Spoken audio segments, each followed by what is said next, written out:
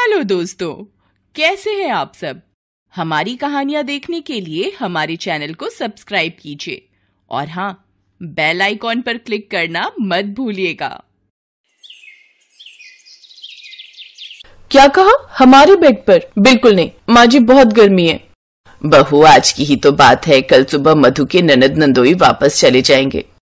अरे तो ऐसे थोड़ी होता है। अगर मधु दीदी के घर में जगह नहीं है तो हम क्यों हर समय उनके रिश्तेदारों को अपने घर में रोके? वो होटल भी तो ले सकते थे, हमारे घर में भी तो जगह नहीं है। कैसी बातें करती हो बहू, मधु इस घर की बेटी है और मधु के ससुराल वालों की इज्जत करना हमारा फर्ज बनता है। तुम एक रात के लिए अपने कमरे में उसके ननद नंदोई को सुला नहीं सकती हो? एक रात की बात नहीं है ना माँ जी, मधु की शादी को 6 महीने होने वाले हैं और मैं पिछले 6 महीने से यही देख रही हूँ, कोई न कोई ननद जी के ससुराल से हमारे घर रहने के लिए आता ही रहता है। देखो बहू, मधु की नई नई शादी हुई है, अब उसके ससुराल में उसके देवर की शादी है, मेहमानों का आना जाना लगा हुआ है। अब 2-4 मेहमान हमारे घर आकर रहेंगे, तब हमें उन्हें भी अपने घर में रोकना होगा। आज उसके ननद नंदोई शॉपिंग के लिए आए थे, घर में जगह नहीं है, इसीलिए तो उसने यहाँ बोला कि हम सुला लें। अब ज्यादा बातें मत करो, वो लोग आने वाले हैं। अपनी सास की बात सुनकर शालू परेशान हो जाती है। पिछले कई दिनों से ऐसा ही हो रहा था। कुछ देर बाद शालू की ननद मधु अपने ननद नंदोई को लेकर आ गई। पूजा दीदी, आप भाभी के कमरे में आराम से सो जाना। भाभी के कमरे में नया एसी लगा है, आपको अच्छी नींद आएगी। और हाँ भाभी, जीजू और दीदी के लिए कोल्ड कॉफी बना लो। क्यों पूजा दीदी, जीजू आप लोग कोल्ड कॉफी पी लोगे ना? हाँ हाँ, हमें तो कोल्ड कॉफी बहुत पसंद है भाभी, आप वही बनवा लो। लाती हूँ।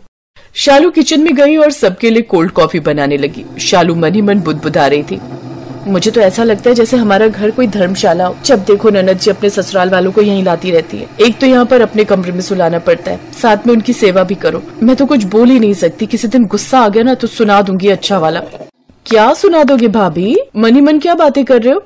ओह, वो मैं कुछ सोच रही थी। सुबह सब्जी वाले से सब्जी ली थी ना, तो टमाटर खराब दे गया था, उसे ही बोल रही थी कि सुना दूंगी। अच्छा, कोल्ड कॉफी बन गई? भाभी सब लोग वेट कर रहे हैं, बहुत देर हो गई, आपने अभी तक कॉफी नहीं बनाई। बन गई मधु, मैं बस लाई रही थी। लाओ मुझे दो, मैं ले जाती हूँ। आप तब तक अपना रूम सेट कर दो, पूजा दीदी और जीजू कॉफी पीते ही सो जाएंगे और मैं भी बस कॉफी पीकर घर जा रही हूँ। मधु, वैसे बुरा न मानो तो एक बात कहूँ? हाँ बोलो भाभी। तुमने अपने घर में अपना बेडरूम अपने ननद नंदोई को क्यों नहीं दिया? भाभी सच कहूँ तो मैं अपना रूम दे देती, पर मेरी नई नई शादी हुई है ना, और मनीष जी मेरे बिना बिल्कुल नहीं सोते, इसीलिए हम अपना बेडरूम किसी के साथ शेयर नहीं करते। आपकी शादी को तो 1 ईयर हो गया है, तो आप अपना रूम दे सकते हो ना, इसीलिए मैं यहाँ भेज देती हूँ सबको। आपको बुरा लगा क्या भाभी? नहीं, बुरा क्या लगना है, वो तो मैं ऐसे ही पूछ रही थी। तो जनाब, मधु मैडम तो अपनी कोल्ड कॉफी लेकर कमरे में रॉयल एंट्री कर गई और पीछे छोड़ गई एक खौलती हुई कॉफी। अरे नहीं, खौलती हुई शालू भाभी। वाह रे जिंदगी, मैं भाभी बनी या गेस्ट हाउस की रिसेप्शनिस्ट? नई दुल्हन हो तुम तो क्या मैं पुरानी रजाई हो गई? कमरा मेरा, एसी मेरा, लेकिन सुकून सबको चाहिए। मुझे तो बस ऑर्डर दिया जाता है, कोल्ड कॉफी बना लो, कमरा ठीक कर दो, ये कर दो, वो कर दो, साथ में सासू माँ। बहू, सुबह सुबह सबको चाय देनी होती है। बहू, डबल बेड की चादर अच्छे से बदल देना। बहू, बर्तन नए निकाल लो। बहू, कोई कमी मत रखना। सारा दिन सारी रात जब देखो धर्मशाला बनाकर रख दिया है घर को। उसके बाद शालू अपना कमरा ठीक करने चली गई।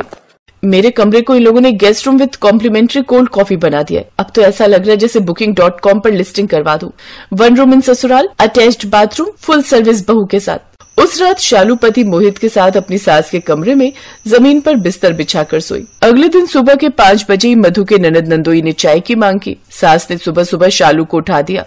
शालू बहू, मेहमान चाय मांग रहे हैं, तुम उठकर बाहर आ जाओ, तब तक मैं नहा लेती हूँ। अब तो मुझे सच में यकीन हो गया है, हमारा घर धीरे धीरे धर्मशाला बनता जा रहा है और ये सब तुम्हारी बहन की वजह से हो रहा है। शालू, माँ खड़ी है। नहाने चली गई हैं, आंखें खोलकर देखो। शालू गुस्से से उठी और चाय बनाने चली गई। कुछ देर बाद शालू ने चाय बनाकर मधु के ननद नंदोई को दी। शालू भाभी सॉरी, आपकी सुबह सुबह हमने नींद खराब कर दी। वो क्या है ना, हमें सुबह सुबह चाय पीने की आदत है। मैं गई थी रसोई में चाय बनाने पर आंटी जी ने कहा कि आप बना दोगे। हाँ कोई बात नहीं, आप दोनों चाय पी लो, और कुछ चाहिए हो तो बता देना।